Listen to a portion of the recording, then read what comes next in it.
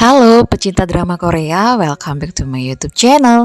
Yuk kita ikuti kelanjutan dari Lovers of the Red Sky episode 2. Dan seperti biasa, subscribe dulu. Dan jangan lupa tombol loncengnya agar kalian gak ketinggalan video selanjutnya. Terima kasih.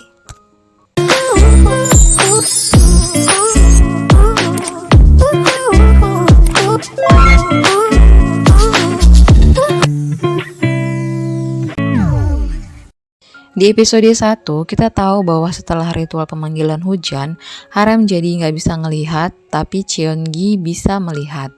Dan di episode 2 ini, diceritakan kalau setelah selesai ritual pemanggilan hujan, Master H akan melakukan ritual lagi untuk Haram di kediamannya. Tapi nggak diceritakan ritual apa. Haram hanya didudukkan dengan posisi terikat, sama seperti raja terdahulu yang melakukan ritual penyegelan iblis di episode 1. Tapi sebelum ritual selesai, ada tentara kerajaan yang di episode 1 membantai para pendeta datang ke rumah Master H. Dan saat ini, tentara itu mau ngebunuh Master H lagi, dan Master H pun terbunuh. Kemudian, Haram pun ditangkap. Dan dukun yang melakukan ritual pemanggilan hujan yang ditangkap sama raja sudah dibebaskan oleh raja, mengingat jasanya yang sudah menurunkan hujan. Tapi si dukun dilarang untuk tinggal di negeri itu. Lalu kita dibawa ke 19 tahun kemudian. Di sini diperlihatkan kalau Cheon-gi udah jadi pelukis yang handal dan dia adalah pelukis wanita satu-satunya di negeri itu. Semua teman-temannya di komunitas pelukis selalu terpesona sama bakat melukisnya. Selain menjadi pelajar di komunitas pelukis BQ, Cheon-gi juga menjadi pelukis peniru. Artinya, Cheon-gi akan membuat lukisan tiruan dari pelukis terkenal kayak Jiplak gitulah. Dan lukisan tiruannya itu biasanya dipesan sama pekerja yang ada di Wall Seongdang. Kemudian diceritakan kalau Haram telah menjadi pegawai istana di bidang astronomi. Jadi Haram bertugas untuk mengartikan posisi bintang, dan Haram nggak kerja sendiri. Dia dibantu sama pegawai istana yang lain. Jadi Haram itu kayak kepalanya lah. Karena orang-orang yang ada di bagian astronomi sangat hormat sama Haram. Dan ketika ada yang melapor kalau bintang kelima sangat terang, Haram memprediksi kalau akan ada orang yang istimewa datang dari timur. Kira-kira siapa ya? Apakah mereka akan bertemu? Oke, kita lanjut. Di episode 2 ini, belum diceritakan kenapa Haram menjadi pegawai istana. Padahal 19 tahun yang lalu dia ditangkap sama tentara kerajaan. Mungkin di episode selanjutnya kita akan tahu. Selain menjadi pegawai istana yang biasa dipanggil cendekiawan H, Haram juga memiliki identitas yang lain, yaitu sebagai Ilwol Seong, pemilik Wall Seongdang. Hanya saja, masyarakat di negeri itu nggak ada yang tahu siapa Ilwol Seong dan seperti apa wajahnya. Karena ketika Haram menjadi Ilwol Seong, akan ada tirai pembatas ketika dia bertemu dengan orang lain dan selalu memakai topeng. Dia juga memiliki asisten yang sangat setia merahasiakan identitasnya sebagai Ilwol Seong. Jadi, Ilwol Seong itu dikenal sebagai pedagang yang paling kaya di negeri itu dan juga informan. Dia tahu segalanya apa yang terjadi di negeri itu, dan kalau ingin mengetahui sesuatu dan nanya ke Ilwol Seong, orang itu harus meletakkan surat ke dalam kotak yang nantinya akan diambil sama asistennya, dan jawaban dari Haram akan diberikan lagi lewat asistennya. Selanjutnya, kita diperlihatkan di mana Cheon-gi pergi ke Wall Seongdang, menemui Pak Jung untuk mengantarkan lukisan yang sudah ditiru sama Cheon-gi. Dan di sana juga ada Haram, tapi Haram ada di lantai atas dan ruangannya tertutup, jadi nggak kelihatan dari luar, tapi Haram bisa dengar apa yang terjadi di luar. Dan setelah Cheon-gi menerima upahnya, Cheon-gi memberikan 1 buah uang perak ke Pak Jung sebagai tanda terima kasih, karena Cheon-gi mau berhenti menjadi pelukis peniru.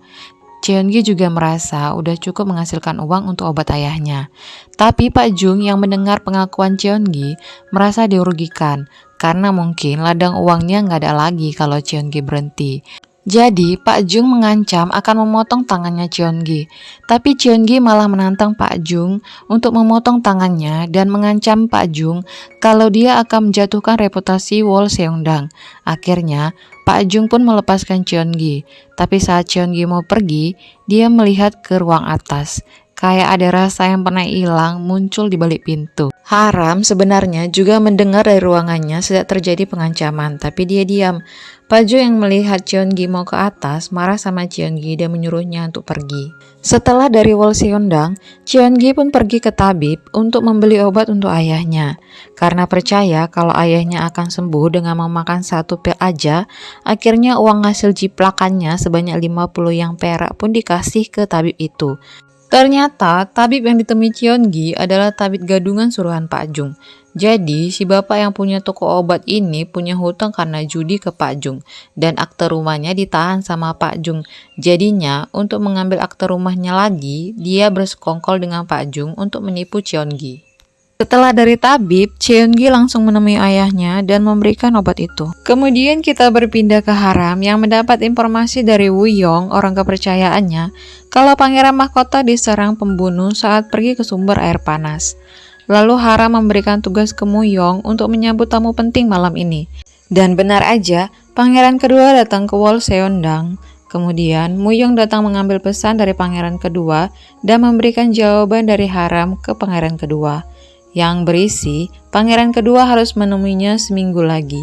Setelah beberapa hari Cheon-gi memberikan obat kepada ayahnya, Cheon-gi bingung dengan kondisi ayahnya yang tidak mengalami perubahan. Akhirnya, dia pergi ke tempat dia membeli obat, dan di sana Cheon-gi mendengar kalau dia telah ditipu.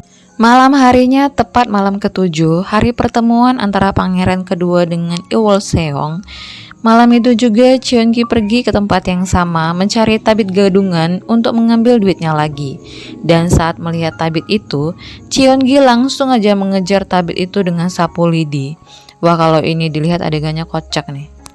Saat Cheon-gi kejar-kejaran dengan si tabib gadungan, Haram bertemu dengan pangeran kedua, di mana Haram menjelaskan pesan yang diberikan pangeran kedua, kalau orang yang menyuruh pembunuh menyerang putra mahkota adalah pangeran kedua. Singkat cerita, pangeran kedua pun pergi setelah menyadari kepintaran Haram mengartikan surat yang diberikannya. Dan kejadian lucu pun terjadi. Saat Haram ingin pergi dari ruangannya, tiba-tiba pintu ruangan Haram didobrak sama tabib gadungan yang dikejar sama Cheon-gi. Dan saat Cheon-gi tahu kalau Jung terlibat, terdengarlah makian dari Cheon-gi yang menyatakan dasar penipu Wolseondang sambil mengejar tabib itu. Karena makian Cheon-gi, Haram pun menyuruh Moyang untuk mencari tahu apa yang terjadi di Wolseondang selama ini. Esoknya, Cheon-gi membuat siasat untuk menjebak Pak Jung dengan bantuan teman-temannya, dan dengan kemahirannya, dia membuat lukisan tiruan. Akhirnya, Pak Jung pun ditangkap dengan tuduhan telah menjual lukisan tiruan dan dijual dengan harga yang sama seperti yang asli. Tapi malamnya, Pak Jung dibebaskan karena telah menyuap polisi yang menangkapnya. Tapi Cheon-gi belum tahu kalau Pak Jung udah bebas, dan dengan santainya dia pergi ke Wolseondang untuk mengirim pesan ke Lee Wol-seong yang berisi meminta pertanggungjawaban Lee Wol-seong dengan memberikannya 100 yang perak. Tapi belum dimasukkan ke kotak surat, udah direbut sama Pak Jung. Akhirnya Cheon-gi lari untuk menyelamatkan diri, tapi dikejar sama Pak Jung dan anak buahnya. Sampai ada tandu di depannya, lalu masuk dan bersembunyi di dalam tandu itu. Ternyata di dalam tandu ada Haram. Akhirnya Cheon-gi bisa lepas dari kejaran Pak Jung dan ikut pergi bersama Haram dalam tandu. Saat di perjalanan, terjadi percakapan antara mereka berdua, dan Cheon-gi baru tahu kalau Haram gak bisa lihat. Tapi di sini mereka belum kenalan. Cuman saat mereka ngobrol, Haram teringat kenangannya sama Cheon-gi masa kecil dulu.